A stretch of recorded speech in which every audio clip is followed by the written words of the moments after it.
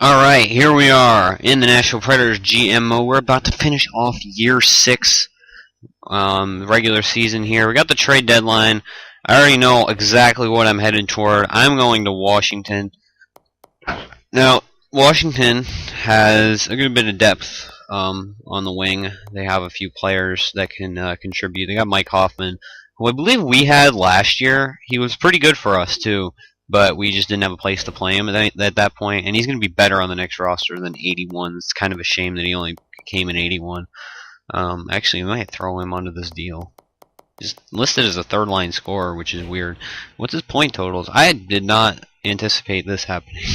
He's only got 27 points. He had 35 the year before, though, so it's on that kind of pace. We're going to throw him on this trade, actually, instead of who I had before, which was Eric Fair. And we are also going to get Tom Wilson, and they had kind of a hole defensively. Like they have not great guys down here. Like Matt Niskanen is on the decline, and Roman Polak's only 81, and Madison Bowie is there too. But he's more of an offensive defenseman, and we have Josh Chapman, who we've been holding on to for a good trade opportunity here. It's not all we're giving up, though. We are also trading Steve Downey to kind of shed ourselves of his contract.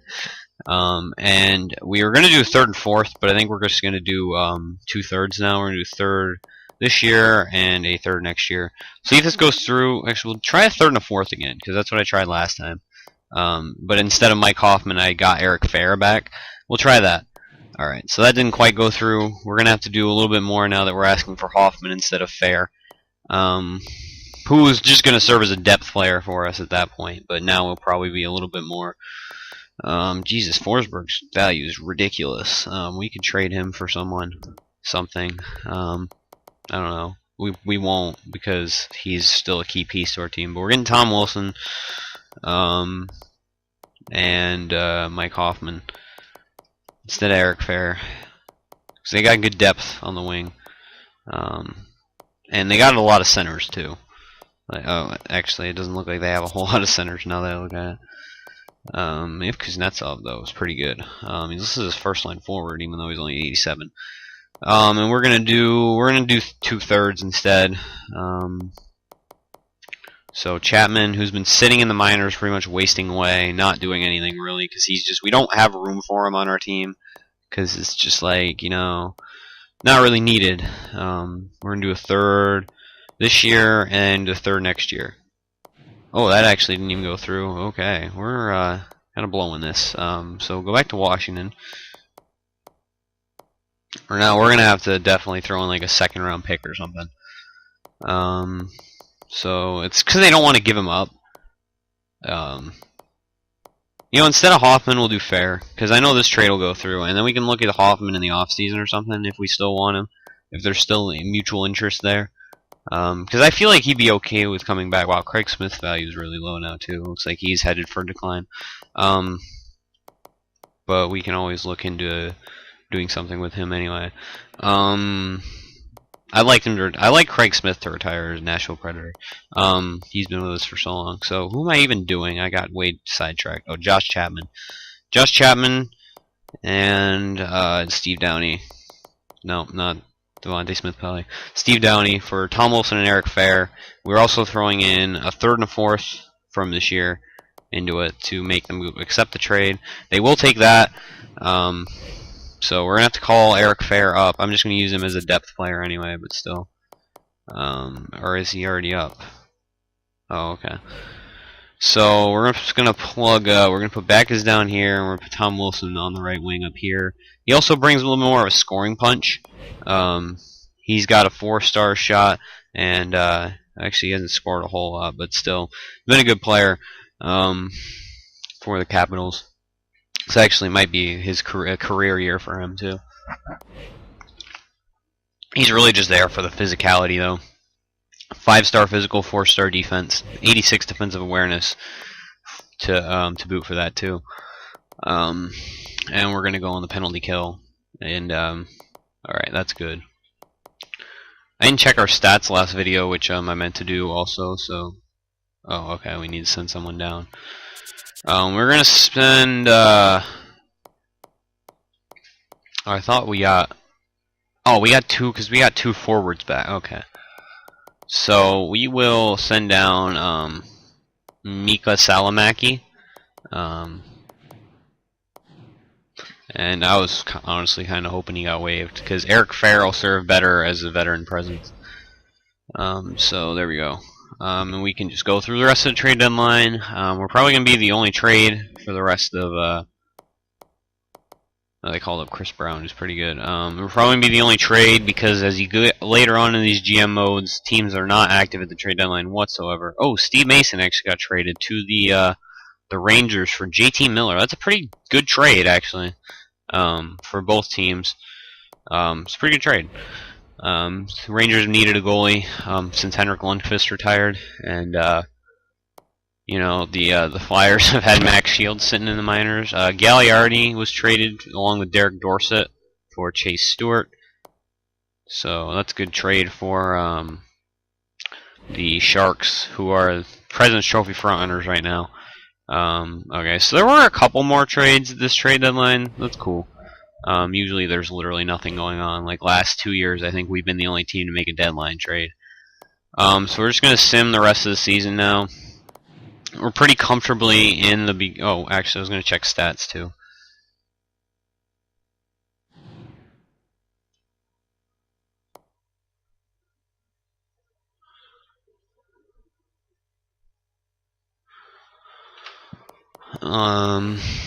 Oh, yeah, team standings, and we'll do player stats. Sorry, this might end up being the last episode anyway. So, yeah, we were, well, part of the last episode. So, our point percentage is 3rd, so we're doing pretty good in that respect. Top 10 in goal scoring. Top 2 in goals against. Florida Panthers are up there as well. Power play percentage is 19th. Penalty kill is 21st, so I might take back as off the penalty kill. We're really good at home, but we actually have a losing record on the road. And that's probably a product of the last 10 being so poor. Player stats we'll look at.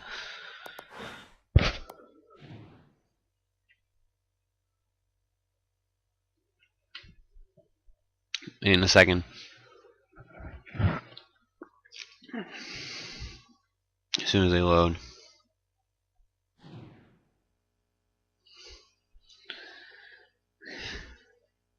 Alright. So Matt Duchene's taken over the scoring lead with 54 points, 30 goals. That's pretty good. Shea Weber with 50, Colin Olsen with 47, Forsberg with 46. Definitely a step back, but he's still a very good player in terms of plus minus. Johnson's good. Kucherov's slow year. He's not going to be the point per game player he's been the last couple years, close to. But you know he's still 89 overall, still a solid contributor. And then it falls off after that. Roman Josi with 32, Seth Jones with 29, Nold with 28, Konechny only 27. Kind of disappointing, to be completely honest, but I mean, he's still going to get to like 35 points, which will be nice for a rookie season from him, and he can definitely make progress from that. Palmerville with 24 on the 3rd line, very nice. Craig Smith's definitely taken a step back this season. He's going to finish with about 28 to 30, 20, somewhere between like 25 and 28 points at most. Tom Wilson.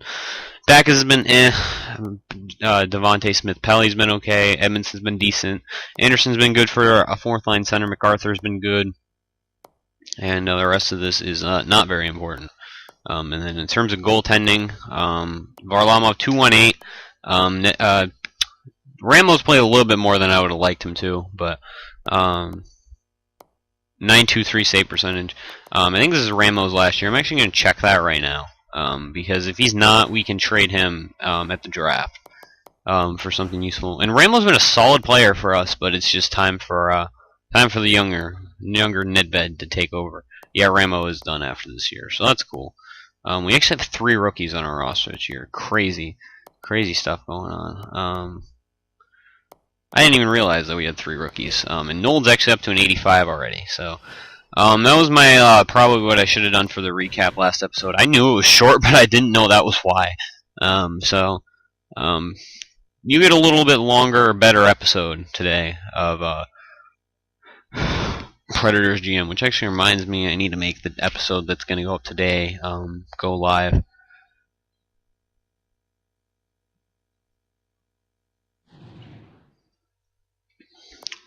Alright, Verbasic missed a little bit of time, but Dallas Stars are not a good team. Let's beat them. I don't know why they traded Tyler Seguin still. Like, that just confuses me. But whatever. It's their lives. Let's talk about how the real life Dallas Stars are so bad. Like, their goal, like, I made a tweet last night. This I hashtagged it. Buy out Lettinen.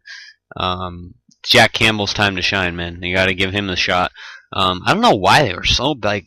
Letton just had a really bad year. Like last year, he was really good. Like I thought Lettinen was like a really good goaltender for the Stars, and I thought they were going to be a playoff team for quite a few years, like an extended period of time. But you know, this just didn't happen. Like it's crazy.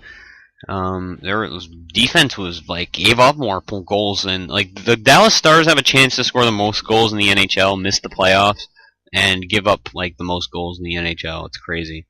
And their goal differential might end up, I think it might be negative, but I'm not quite sure on that. That might be an inaccurate statement. That's definitely not going to help Vautour's save percentage or goals against. We won a few games in a row. I'm going to stop for a second. We have won 4 of our last 5 games since the trade deadline. Vautour's still actually got pretty good save percentage, but Varlamov has the better goals against. But 1 win difference. It's gonna be a close race for the Vezina, like really close race. If Varlamov had played more games and they didn't put Ramo in quite as often, he'd definitely be up there, and that's not good. That's also not good, but he's only out for 10 days, so we can put Sekach in there, and he can probably fill in admirably. The Wild, I think they're the biggest threat in our division, and they're still quite a few points behind. So, and that didn't help their case either. So, Shane's probably going to score 35 goals. So, our goal scoring leader's been different each of the last 3 years. No, it hasn't. Duchesne did lead our team in goals and points 2 years ago. Tyler Johnson's out now, so running a little bit thin on players. Hopefully, someone can come back here soon, and I can just switch out Fair for Sekach. Kucherov's gonna be back here. All right. Oh, so they put in Fair on the. Okay. Put in Fair first. That's weird. That makes literally no sense to me. Just make sure the power play is back to. Okay. That'll be fixed whenever. Usually that works for it. Wait. Whoa. I saw something on the power play I didn't want to see. Why is Konechny on the power play? It should be Craig Smith. Huh. I might have best lines did at one point and just not noticed. Like, it's probably completely my fault. Oh, I should check standings. Let me stop the sim again. 3-0 win. Okay, so we have 97 points. Definitely not going to catch the San Jose Sharks, but we have more points than the entire Eastern Conference, so there is that. San Jose is just really good this year. Like, it's crazy good team, San Jose. And we're definitely gonna make the playoffs, which means every year in this we made the playoffs, even though we only actually won 1 Stanley Cup out of it. But you know, this is probably like the most like realistic playoff experience I've ever had with like a team ever. Like we've only made like in NHL like games, it's usually really easy to make a really good team. I found and they can just win everything like ever, like it'll be crazy good like forever. Okay, we're all back to normal on that. Oh, you know what I want to do though? I want to put Tom Wilson on the penalty kill instead of David Backes. But usually crazy good, wins back-to-back cups every year. I've won 1 Stanley Cup in 6 years. We only made it to the Western Conference Finals like 3 times, I think. 2 of the times we made it to the final. Oh no, we made it 4 times to the Western Conference Finals. But okay, I want to change this. I'm gonna fact check myself too. I think that's right, but I'm not 100% sure. Like, kind of thing. Put Tom Wilson on there. So we'll just check to make sure. And Milwaukee's doing really good this year too. Chaddock's doing pretty good. Can't quite upgrade any of this stuff. But yeah. So yeah, we made the playoffs every year. We only made 3 Western Conference Finals. It was this year. It was this year, and this year we won the Stanley Cup. Those are the only 3 times we made the Western Conference Finals. Other than that, it's been first round exits. Like in 5 years to only win 2 Stanley Cups is pretty impressive. Like, or only to be in 2 Stanley Cups is pretty impressive for an NHL GM. Like mode starting out with a good team. Like our team started out really good. We didn't have to worry about getting good, rebuilding, or anything like that. Ryan Johansson's freaking wrecking the NHL. We didn't have to worry about getting good, drafting really well. Like we made trades in the draft to get good players, but that was using assets already at our disposal. We traded depth for we traded depth assets and picks that we had for top end assets and picks to become a better team, and we actually didn't even need either of those things to win the Stanley Cup because the prospects we drafted by trading up, other than Konechny wasn't even on our team last year or 2 years ago when we won the Stanley Cup. So why were we in the QMJHL? Huh. Yeah, I wanted to go back to the dub. I thought for the rest of the season, pretty much. There's 3 first rounders there.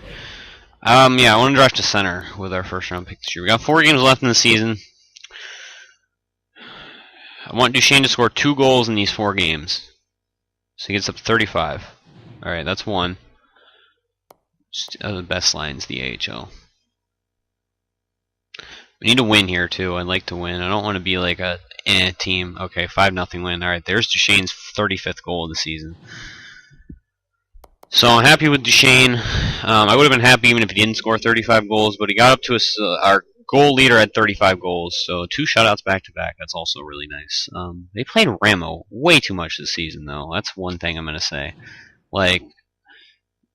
He has 11 wins, and he's probably played even more games than that. He might be the reason why we lost a few games, too. You know what I'm saying? That kind of thing. Okay, so we lost 2-0 to end the year.